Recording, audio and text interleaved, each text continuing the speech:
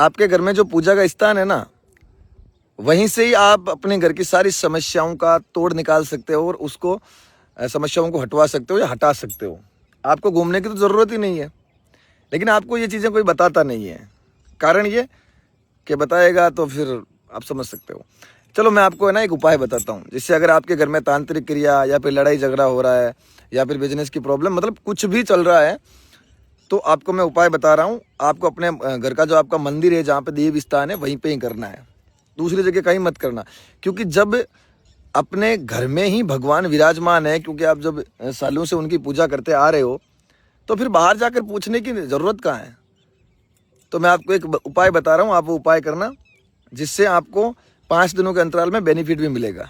आपको करना क्या है, आपको एक पित्तल का दीपक लेना है, उसमें आपको 5 बाट बनानी है रुई की, एक काली माता के नाम की, दूसरी जिसको आप पूजते हो आपका देव स्थान है, तीसरी महादेव की, चौथी काल भैरव की और 5वीं बालाजी महाराज की, हनुमान जी महाराज की।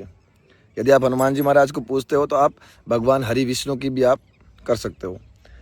वो 5 बाट लगाते वक्त आपको अपनी मुख्य 5 समस्या बोलते हुए वो प्रज्वलित करनी है। तत्पश्चात आपको कपूर लेना है, पूरे घर में घुमाना है उसको, और चौखट के बाहर पित्तल की थाली में और पित्तल की कटोरी में रखकर कपूर को जलाते रहो। 5 दिन सुबह शाम ये करते रहो, और अपने घर में गंगाजल गौमूत्र का छिड़काव करते रहो और भगवान श्री राम और महादेव का जाप करते रहो।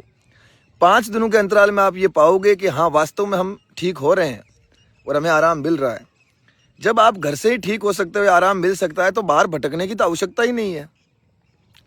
बिना मतलब तांत्रिकों के चक्रों में पैसा क्यों बर्बाद कर रहे हो?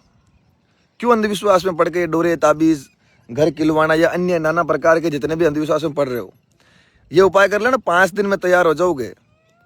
और जब आपको ऐसा लगे कि हाँ, हमें आराम मिला, तब शुक्रवार, शनिवार और रविवार, इन 3 दिनों में आप आश्रम आइए। निःशुल्क रूप से आपका उपचार होगा और एक सही दिशा दी जाएगी। और सनातन धर्म